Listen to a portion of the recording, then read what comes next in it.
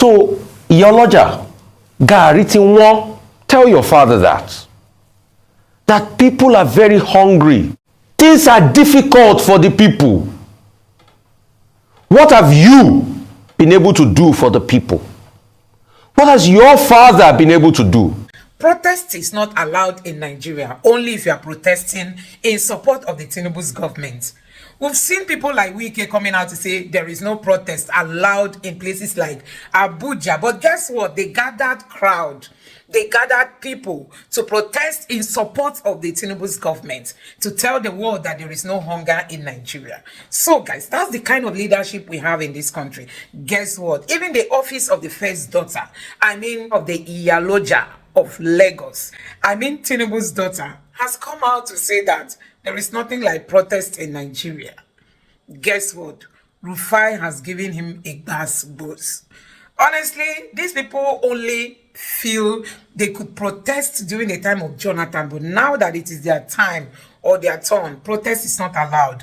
But you can come out to protest if you are in support of the Tinubu's camp.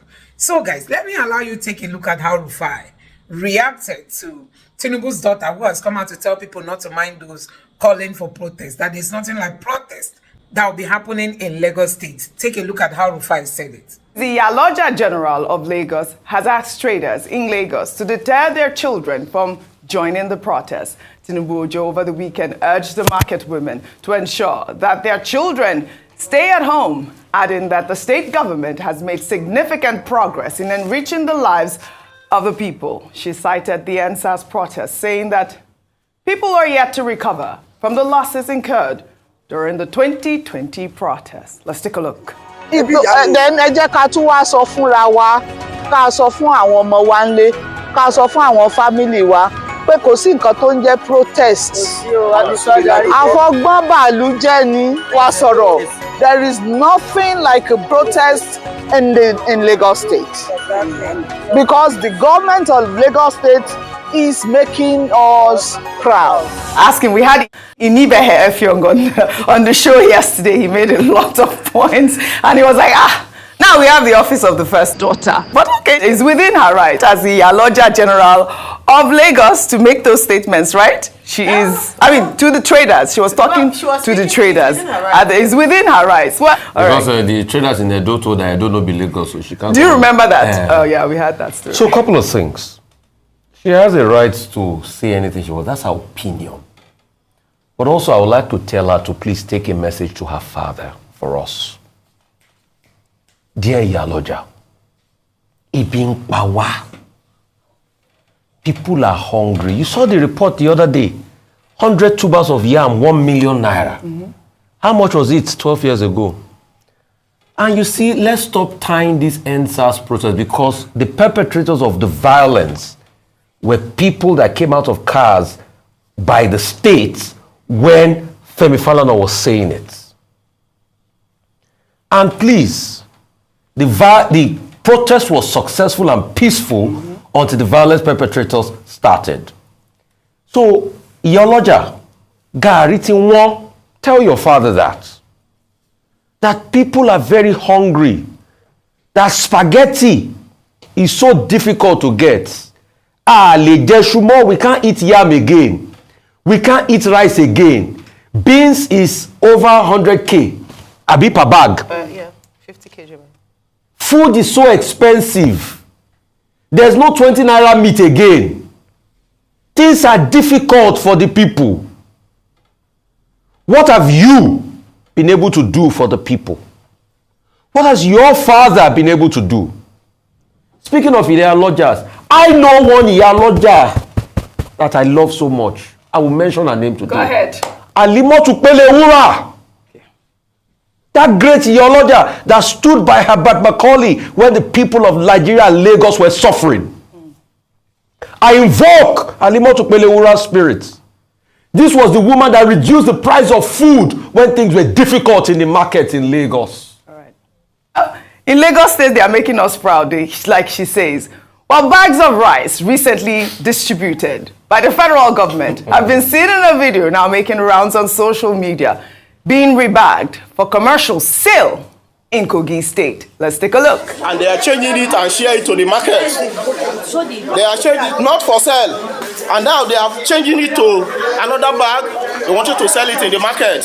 But we hijacked them here that they will not take the food out until they share the food to the people that are supposed to be. And the person said it that he have the allocation from Ministry of Agri. Please, I want you to come to our aid. We want you to come to our aid. This is what they are doing. Tomorrow they say government. This is not for sale. Federal government assists food. Please come to our aid.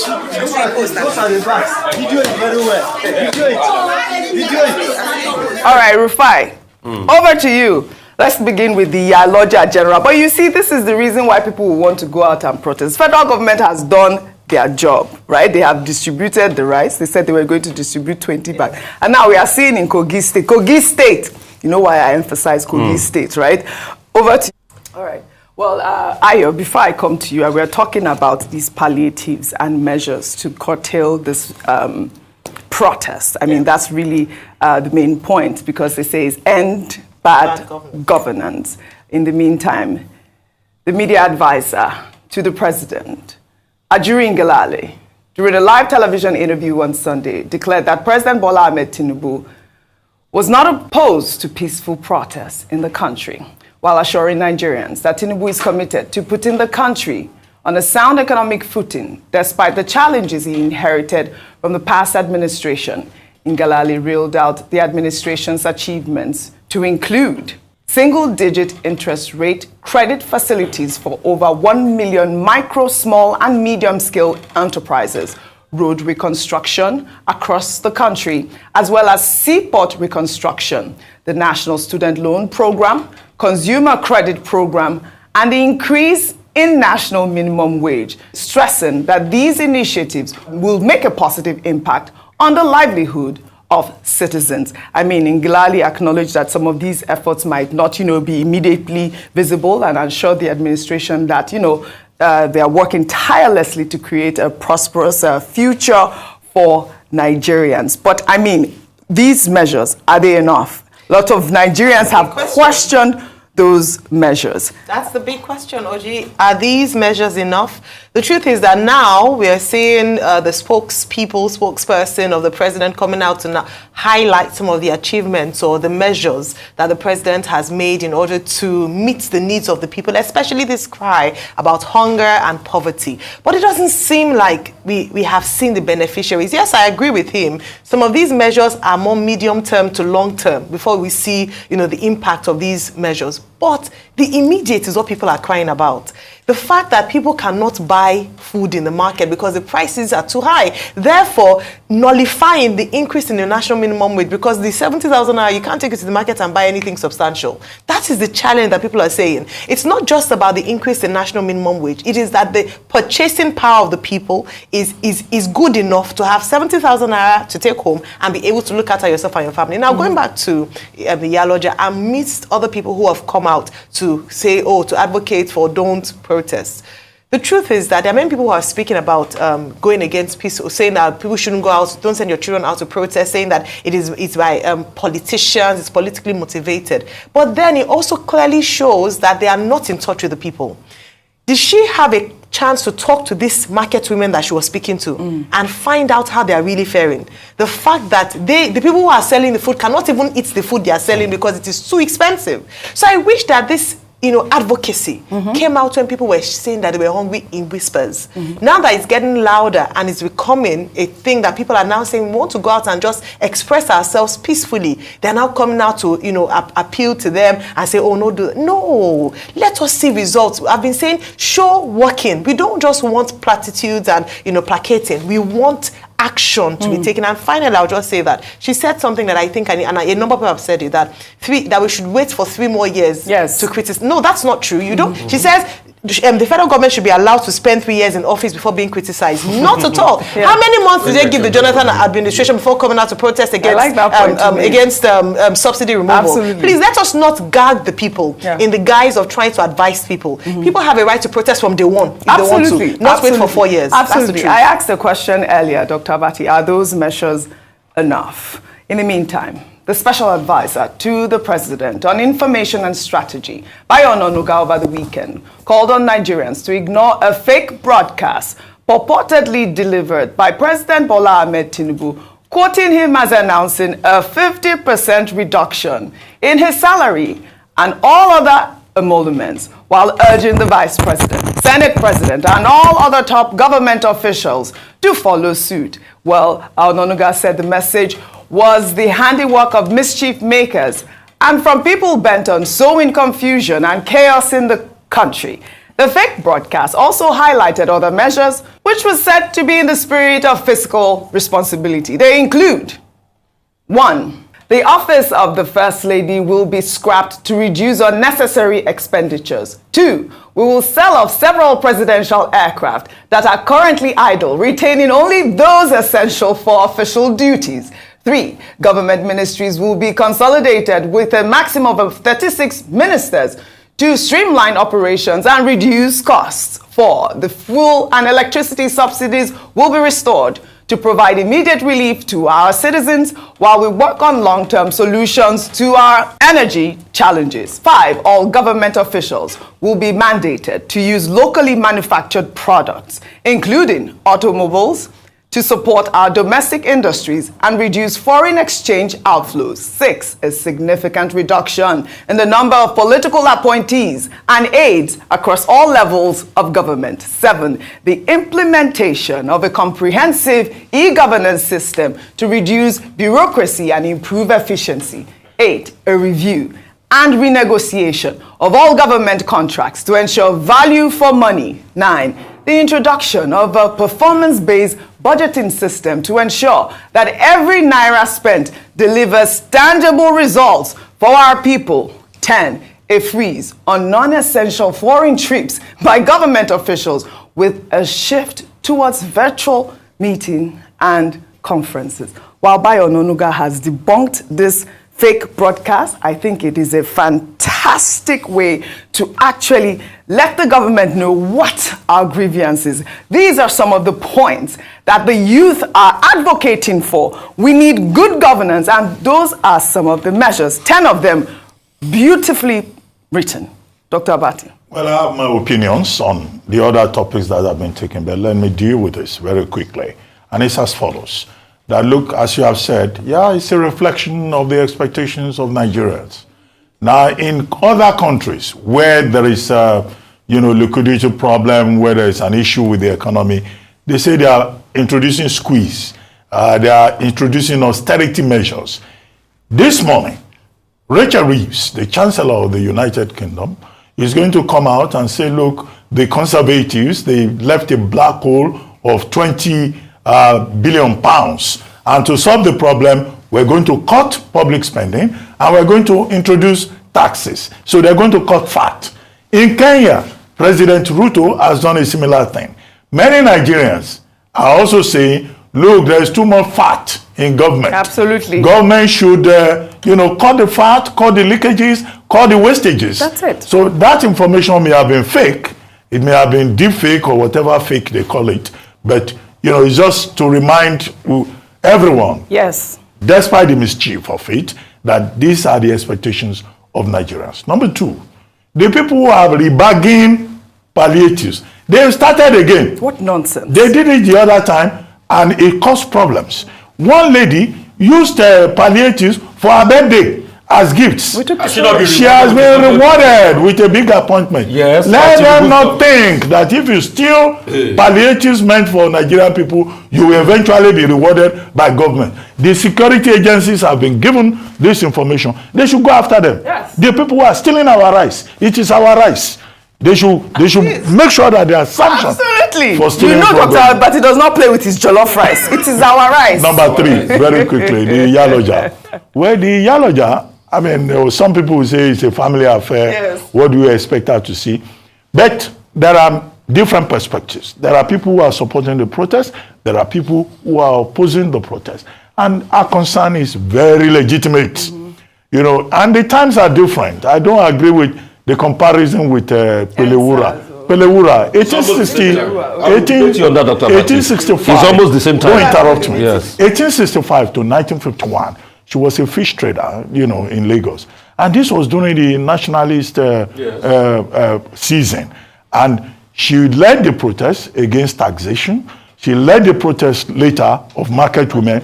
And she helped with others to form the Lagos Women's Market Association in 1920. That National Lagos Women's Association, Market Women's Association, when she died in 1951, Abibatu Mogaji, the grandmother of this same lady, took over, and she was in charge. Now she's the one, the granddaughter, the president's daughter, that is in charge. In other words, I'm saying different times call for different interventions. Whatever you may say about what she has said, look, it's within her right. Yes. She's a citizen. So whether she's the president's daughter or not is totally immaterial. Right. It's a point of view. And that will not probably stop those who say the protest must go on because it is a legitimate right to protest. Yeah, it's a constitutional right. But I also wanted to make a comment and even a plea to the presidential spokespeople as well. I mean, that broadcast was fake, but they should look into it and stop going on different different platforms and making useless excuses. But also, Bayo Onanuga has come under fire as well because he's also debunking other people's statement. Yes, over the weekend he released a letter that was written by Owando saying Owando boss rumors about Ras Hasnia Oil Terminal Limited. Owando, Nigeria's leading indigenous oil firm, has debunked rumors that its directors are the owners of an oil blending plant in Malta. I mean, Rufai, what business does Bayo Onanuga have to debunk this sort of rumor? Is he working for Owando or is he working for the president? That's the question a lot of people are asking. I mean, we have seen this Raz story that has been going on after Dangote. It's just crystal clear that when people do not have anything to do, they look for everything to do. That's just it. So I do not see the need for a presidential spokesperson to get himself. He's not the spokesperson for Owando. Owando has written their message out, and nobody's indicting his government, so that's what he should face. All right. Shall we continue? I think we should continue on the protest. Well, in the meantime, the Minister of the Federal Capital Territory, Nyesom Wike, has been mobilizing Abuja youth and other stakeholders against joining the planned nationwide protest while inspecting a road project in the Abuja Municipal Area Council last week. Wike told residents not to join armed robbers to protest. Let's take a look. I'm not going to follow these armed robbers for road. They say they want to do protest. Nothing like protest. Abuja need to do protest. Abuja need to do anything. Waiting on our work in our good government also. And we are willing to give you good thank you, God bless you. Okay, Wike has remained adamant. You saw that he said, no protest will happen in Abuja. What right does he have? Really? And now they are now armed robbers. I mean, these people have said that they are coming out for a peaceful protest. Even the president has backed a peaceful protest. Instead of him to be advocating for a peaceful protest as within our constitutional rights, he's saying that they are armed robbers. That's what people are saying on social media. Like as if they'll come for a meeting, they say, okay, this is the position. Then you come out and then go. And then go. We did not send you to say that there's no protest. It was that manage the situation. Not say something that is against the law, because Abuja residents can protest. Peaceful and Abuja protest. FCT is not excluded from peaceful protest in the constitution. Very important to note that. And actually, as Minister of FCT, he has the responsibility to ensure the safety of lives and property if people do want to exercise their rights to peaceful protest. I think it's important. And we keep talking about this information management. We shouldn't be behaving like emperors who just come out and say, I ban you from protest. You cannot ban people from you cannot tell people. In fact, the letter, you should go and address the letter. That's from the Take It Back movement. I saw that. That give us stadium we want to use. At least it's in a closed space. We are not destroying anything. We just want to march around, carry our little placards, express our grievances, and go home. That's the point. Yesterday on the morning show, again, like I told you, we had Inibehe Efio, who is a lawyer. He's actually accused Wike of sponsoring the protest by blocking protesters from using that Eagle Square. I mean, this is the conversation. Well, in the meantime, Peter Obi, the presidential candidate of the Labour Party in the 2023 election over the weekend, expressed support for the planned nationwide protest. Obi spoke when he visited Alex Oti, the governor of Abia at his country home. Let's take a look. On issue of protests, within the Nigerian constitution, protesting allowed. All I plead for those who are protesting is to do so within the law and in a civil manner that allows us as a nation to show that we live within the law. You know, everybody knows the things that are difficult. I always say, when they talk about sponsors of the protest, I say the sponsors are very simple. It's hunger, it's hopelessness among the youths. So we all have to listen to what Nigerians are going through. And I thank our governor for doing so. It is critical and important. Again, we have to listen to what the people are saying, like Peter Obi has said. But trust Bayo Ononuga to release a statement after this comment. He wrote, now that Peter Obi has come out to endorse the planned protests by his supporters, he should do what President Tinubu and former President Buhari did in the past by coming out openly to lead the protesters. That is what leadership is about, not playing the master puppeteer behind the scene. He should be in the forefront of the protests and help in curbing their possible excesses. Rufai, you're laughing. In another development, Kenneth Okonkwo, who has been the spokesperson for the Labour Party presidential campaign, in a letter posted on X, criticized Peter Obi on his approach to party matters and accused him of failing to resolve the internal crisis rocking the party. His letter reads in part, every member of the Labour Party is confused today as to the future of the Labour Party because of lack of leadership from Peter Obi over the party. And unfortunately, when they look up to me to tell them about Peter Obi's standpoint, I sincerely have nothing to tell them because I don't know myself. I cannot continue to speak on behalf of a leader that I don't know his stance on issues of great importance. I simply don't know how to manipulate facts. I mean, you have seen this letter, Rufai, on social media. He talked about him being shocked that Peter Obi did not openly, endorse the efforts of Labour as well. Yeah. But obviously, Peter Obi has reacted. While you respond, I'll pull up Peter Obi's tweet. He also said that Peter Obi does not have the capacity to be a leader. So the question I'd like to ask him is, did he not know before he decided to follow Peter Obi and sell Peter Obi to Nigerians? The question, like I always ask all of them, is what changed? That's a big question. So the same person that he said was competent, all of a sudden is no longer competent. So what changed?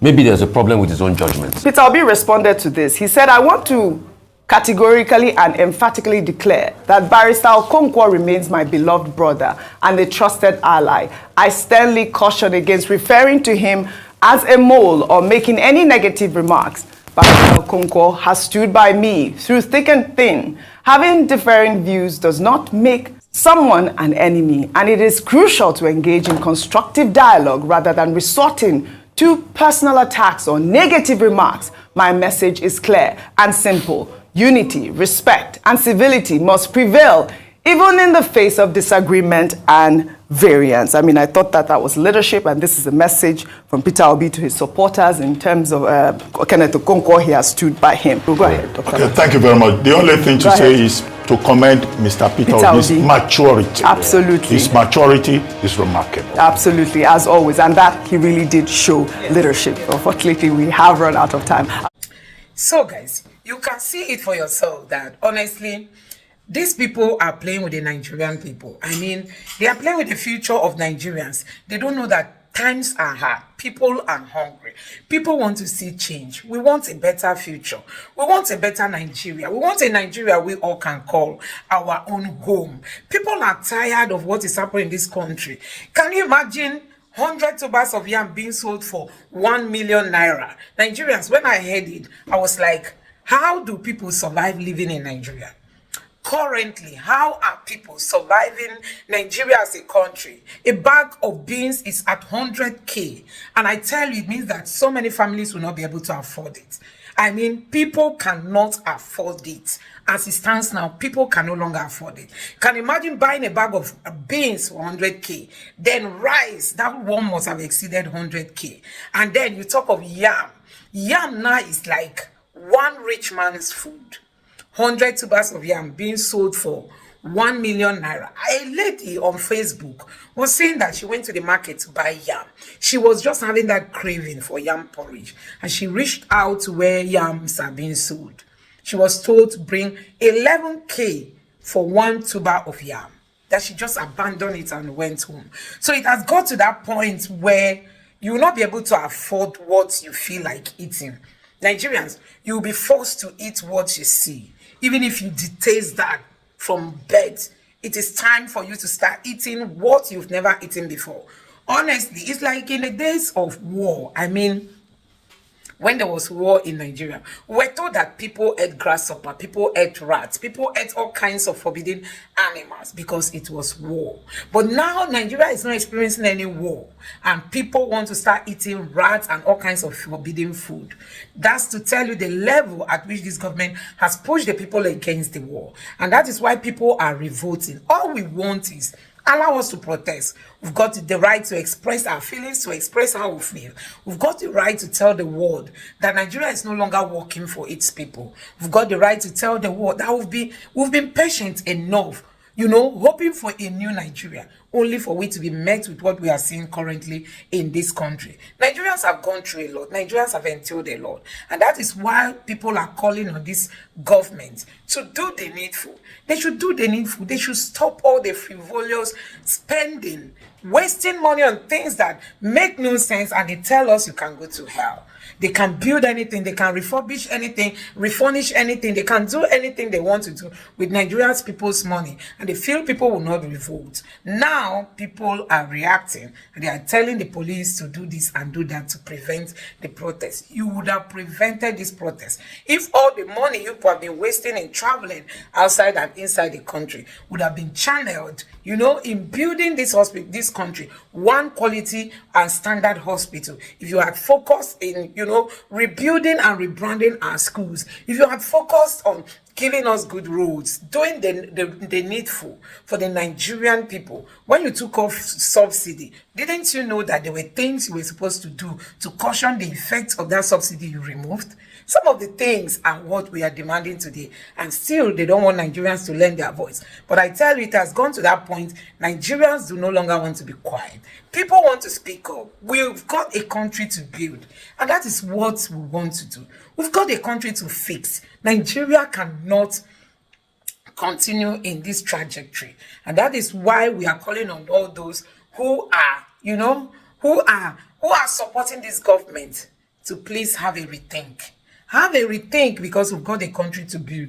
Have a rethink, because this country must, you know, come out of this mess. We must show that patriotism at this moment, and we must show that we are willing to have a new Nigeria where we all can be proud to be citizens of. So guys, I don't know what you make of all this. Tinubu's daughter coming out to say that there won't be any protests in Lagos, and Rufai has also fired at her, telling her to go and tell her father that there is hunger in the land. People are hungry. People are hungry. I don't know if these people don't get the message that people are hungry. It's not about your father being the one in charge now. But the reality on ground is that people are hungry, and your father is doing nothing to release the stress on the Nigerian people. The hunger, the effect of this current situation on Nigerians, he's doing nothing to relieve them of all those. And that is why you see people revolting. Nigerians are revolting. The times are hard. So guys, I don't know what you make of this video. Let me know your thoughts in the comment section below. Please don't forget to subscribe to the channel, turn on the notification bell. Please give this video a like so that YouTube can recommend it to others. And let me know what you think in the comment section below. Thank you, and see you again in my next video. Bye.